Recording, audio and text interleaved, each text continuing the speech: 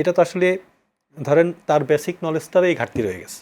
এখন সে টেস্টে ফেল করেছে, তারপরে কি করে দেখেন এখানে জটিলতাটা কেমন হয়। ধরেন ফেল করছে, এই টেস্টে ফেল করার পরে যেই বাবা মা কোনোদিনও হয়তো আপনার এই শিক্ষার্থী কী করলো না করলো এটা খোঁজ নিচ্ছে না, টেস্টে ফেল করার পরে স্কুলে যেয়ে শিক্ষকদেরকে হাতে পায়ে ধরতেছে যে স্যার আমার বাচ্চাটাকে কোনোভাবে ম্যাট্রিক পরীক্ষা দিতে দেন।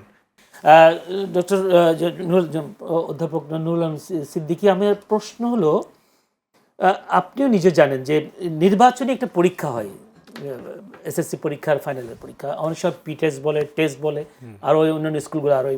এই যে টেস্ট পরীক্ষা যেটা হয়, সেই টেস্ট পরীক্ষার ফলাফল তো বোর্ডে যায় সম্ভবত, আমি যতটুকু জানি এই রিপোর্টটা যায়, মানে যারা একদম পাশ করেনি তাদের রিপোর্টটা যদি বোর্ডে যায়, কিংবা যেই স্কুলে এই টেস্ট পরীক্ষায় শিক্ষার্থীরা খারাপ করলো, সেই ক্ষেত্রে সেই প্রতিষ্ঠানের সংশ্লিষ্ট শিক্ষক বা সেই শিক্ষা প্রতিষ্ঠানের সংশ্লিষ্ট বোর্ড কোনো পদক্ষেপ নিলেই তো হয়তো শিক্ষার পাশার একটু বাড়তো। কি মনে করেন আপনি?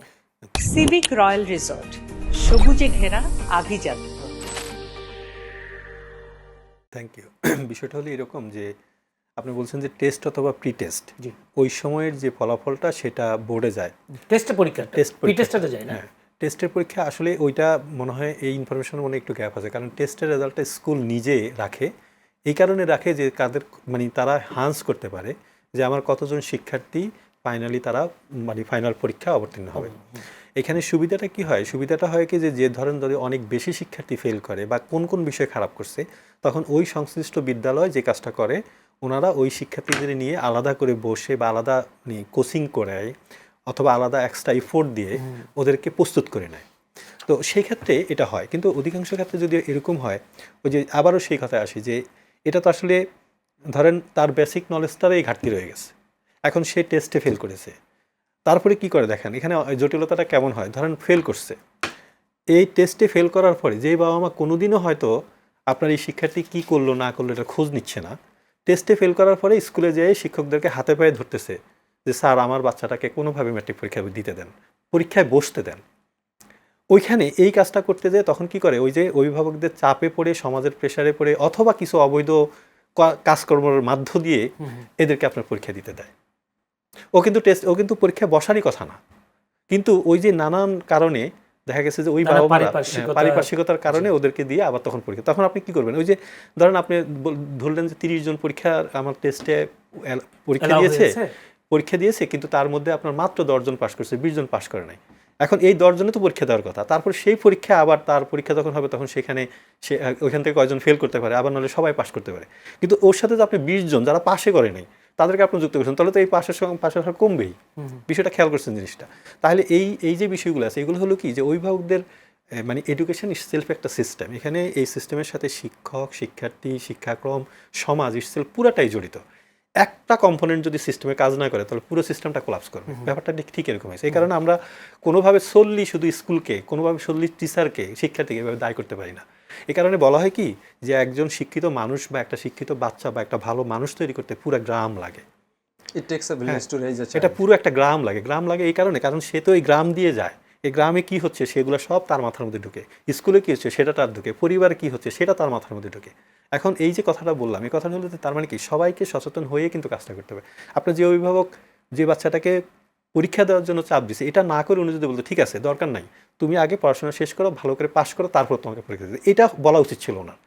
উনি তো চিন্তা করতেছে কি যা কোনোভাবে পরীক্ষা দিলে হয়ে যাবে। দেখেন সংস্কৃতিটা কেমনভাবে দাঁড়াইছে, এটাও হতো না। এটা কিন্তু একটা লম্বা সময় ধরে এই ব্যাড প্র্যাকটিসটা চলে আসছে এবং অভিভাবকরা দেখেছে যে ও তো এসএসসি টেস্টে পাশে করে নাই, কিন্তু ও পাশ করে চলে আসছে। একটু আগে যে কথাটা বললাম না যে আমাদের এই সংস্কৃতিটা গত 15 বছর ধরে এমন একটা পর্যায়ে নিয়ে গেছে যে পড়ালেখা না করলেই পাস, পরীক্ষা দিলেই পাস। এবং সেখানে যেটা হতো ওই যে আমাদের উপদেষ্টা মহোদয় একটা শব্দ বলছি, কৃত্রিম পাস। আপনি নিশ্চয়ই লক্ষ্য করেছেন। আমি এটাকে কৃত্রিম পাস বলবো, আমি বলবো যে প্রি ডিসাইডেড, মানে আগে থেকে নির্ধারণ করা থাকবে যে এত % এবার আমরা পাস করাবো। ঘটনা কিন্তু এইভাবে ঘটছে। অর্থাৎ আগে থেকে মানে সিদ্ধান্ত ঠিক করা থাকবে যে 97% পাস, 98%। আপনি চিন্তা করে দেখেন, একটা পাবলিক পরীক্ষায় যখন 97-98% পাস করে, তার মানে আপনাকে ধরে নিতে হবে যে এখানে আসলে কোনো ধরনের অ্যাসেসমেন্ট হয়ই নাই, মানে খাতা দেখেই নাই। সেটাই তো অটো পাস। হ্যাঁ, সেটাই অটো পাস। এবং এই অটো পাসের কালচার অনেক দিন থেকে চলে আসছে বলেই অভিভাবকরা জোর করছে যে আপনি আমার বাচ্চাকে পরীক্ষা দিতে দেন, কিন্তু দুর্ভাগ্যবশত এইবারের সিস্টেমটা যেহেতু পরীক্ষার হলে যে পরীক্ষাটা হওয়া উচিত ছিল সেটা হয়েছে মানে অ্যাকুরেসি যেটা, মানে তারপরে আমি অ্যাকুরেসি বলবো না, কারণ হয়েছে কি সিসি ক্যামেরা দেওয়া হয়েছে, তাই না? এগুলো অনেক ধরনের মানুষের স্বাধীনতাকে ক্ষুণ্ণ করে, কিন্তু আপনার পরীক্ষা হলে কেন সিসি ক্যামেরা থাকবে? শিক্ষার্থী আগে থেকেই সাইকোলজিক্যালি মেন্টালি ভ্যালুসগুলো ধারণ করবে যে পরীক্ষার হলে দেখতে হয় না, পরীক্ষার হলে নকল করতে হয় না, সে ওটাই করবে। গার্ডরা যেটা চিন্তা করবে যে না, পরীক্ষা কোনো অসাধু আমরা তোমাকে ছাড় দিব না, এটা তো গার্ডের দায়িত্ব। কিন্তু আমরা দেখেছি যে শিক্ষক লিখে দিচ্ছে প্রশ্ন, বাইরে থেকে নকল নিয়ে আসছে। এই যে কথাগুলো, এগুলো তো পুরো সমাজ ব্যবস্থারই এক ধরনের এই চরিত্র আমরা দেখে ফেলছি, এবং সমাজটা কিভাবে আপনার টার্ন আউট করছে, যে মৌলিক সমাজের যে ভ্যালুসগুলো সেগুলো সম্পূর্ণ নষ্ট হয়ে গেছে। সেগুলোকে রিইনস্টেট করা এখন আমাদের প্রথম জরুরি কাজ হয়ে পড়ছে। এই যে 62%, এটাকে এটা যদি একদম জিরোতে নেমে আসে তাতেও আমার কোনো কিছু যায় আসে না। আমার কাছে যেটা মনে হচ্ছে যে এই যে মানুষগুলো যারা পাশ করবে, ওরা একজন যদি পাশ করে, একজন সম্পূর্ণ পুরো মানুষ হিসাবে সে পাশ করুক। মানে মানুষ বলতে আমি বুঝাচ্ছি তার মধ্যে নৈতিক ভ্যালুস, মূল্যবোধ থেকে শুরু করে সমাজের যেই আদর্শগুলো আছে সেগুলো নিয়ে সে পাশ করে, সাথে সাথে তার বিষয় জ্ঞানটা হোক। আপনি তো অর্ধেক মানুষকে জাজ করতে পারবেন না। আপনি তো এই পাশের যেটা হিসাব করি, এটা কিন্তু আমি শুধুমাত্র তার মাথাটাকে হিসাব করি, কিন্তু তার হৃদয় বলে যেটা ব্যাপার, মানে যেটাকে আমরা হার্ট বলি, যেটাকে আমরা হ্যান্ড বলি, মানে আমরা অ্যাফেক্টিভ এবং সাইকোমোটর ডোমেনের কথা বলি, এগুলো আমরা আসলে মূল্যায়ন করতে পারিনি এই পাবলিক পরীক্ষার মধ্যে। সেই কারণে এইটা দিয়ে আসলে কোনো কিছু খুব বেশি যে আপনার এদিক সেদিক ভেরি করবে তা হবে না। ইভেন শতভাগ পাশ করলে হবে না, সেটা আমরা সমাজের মধ্যেই দেখতে পাচ্ছি। দেখেন শতভাগ পাশ করে কি হয়েছে, গত 15 বছর ধরে যে আপনি পাস করাই দিলেন, মানে আপনি যদি পরিসংখ্যানগত দিক থেকেও দেখেন, সেখানেও তো আপনার 95% পাস করলে আমরা ধরে নিই যে শতভাগ হয়েছে, তাই না? মানে 5% ধরে নিই, এটা এরর না? কিন্তু যখন 98% পাস করে, তার মানে কি আপনি এটাকে স্ট্র্যাটেজিক হিসাব করলে 102-3%-এর উপরে চলে যাচ্ছে। তাহলে বিষয়গুলো কিন্তু ডেঞ্জারাস। দ্যাট মিনস আগে থেকে প্রিসেট একটা করা থাকতো, বলে দেওয়া হতো যে আমরা এই বছর 97% পাস করাবো, এই বছর এত % পাস করাবো। তখন ওই বোর্ডগুলো ঠিক অত % শিক্ষার্থীকে পাস করাই আপনার ওখানে দিয়ে দিত। আবার বলতো কি, নির্দেশনাগুলো এমনভাবে যে খাতাগুলো একটু যেন শিক্ষার্থীরা যেন পাস করে যায়, এটা দেখেন। এই কথার মানে কি? এই কথার মানে আপনাকে ইন্ডিয়াকে বলে দিচ্ছে তুমি সবাইকে পাস করাই দাও। এখন যেই ছেলেটা যে যোগ্যতাটা অর্জন করে নাই শিক্ষাক্রমে, সেই ছেলেটাকে কেন আপনি পাস করাবেন?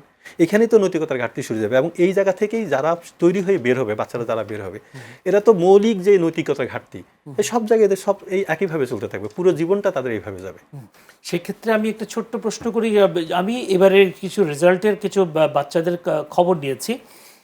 একটা বাচ্চা গোল্ডেন এ প্লাস পায়নি শুধুমাত্র একটি সাবজেক্টে 79 নাম্বার পাওয়ার কারণে, অনলি ফর 79, আর একটা নাম্বার যুক্ত হলে সে গোল্ডেন এ প্লাস পেত।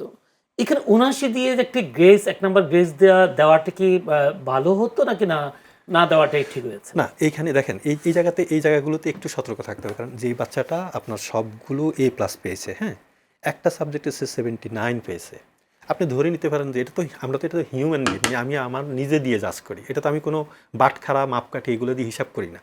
সেক্ষেত্রে নিয়ম হলো কি, এই একটা গ্রেড তার জীবনের জন্য কিন্তু অনেক বড় একটা ফ্যাক্টর। এই ক্ষেত্রে শিক্ষকদের নৈতিক দায়িত্ব হলো যে এই শিক্ষার্থীকে অবশ্যই A+ দিয়ে দেওয়া, কারণ এটা তার সারা জীবনের একটা পাপ। যে আমরা সাধারণত ইউনিভার্সিটিতে যে কাজটা আমরা করি, ধরেন কেউ যদি 79 পায়, তাহলে আমরা এটাকে 0.5 দিয়ে রাখি। 0.5 দেওয়া মানে হলো সে A+ পেয়ে গেছে, ওটা অটোমেটিক এতে কনভার্ট করবে। এই যে দেখেন, এই যে 79%, এগুলো হলো কি, যেই শিক্ষক এই খাতাটা এইভাবে দেখেছেন, এখন ওনাকে যদি জিজ্ঞেস করা হয় যে আপনি কিসের ভিত্তিতে 79 দিলেন, সে 79 পাইছে, এটা কিভাবে আপনি ঠিক করলেন, উনি কিন্তু কোনো জবাব দিতে পারবে না। তার মানে কি, উনি যদি 80 দিত বা 85 দিত, সেটাও কিন্তু কেউ কোনো কথা বলতো না। আমি যখন দেখি যে ডেফিনেটলি উনি হয়তো জানেন না, কিন্তু একটা শিক্ষার্থী যদি 79 পায়, তাহলে ডেফিনেটলি আপনি ধরে নেবেন যে সে 80 পাওয়ার যোগ্য, এতে কোনো সন্দেহ নেই। তো এই কাজগুলো আমার মনে হয় শিক্ষা বোর্ডগুলো পরবর্তীতে বিবেচনা করবে যে এইগুলো যেন না হয় আর কি। সিভিক রয়্যাল রিসর্ট, কিনুন আভিজাত্য, নিশ্চিত করুন ভবিষ্যৎ।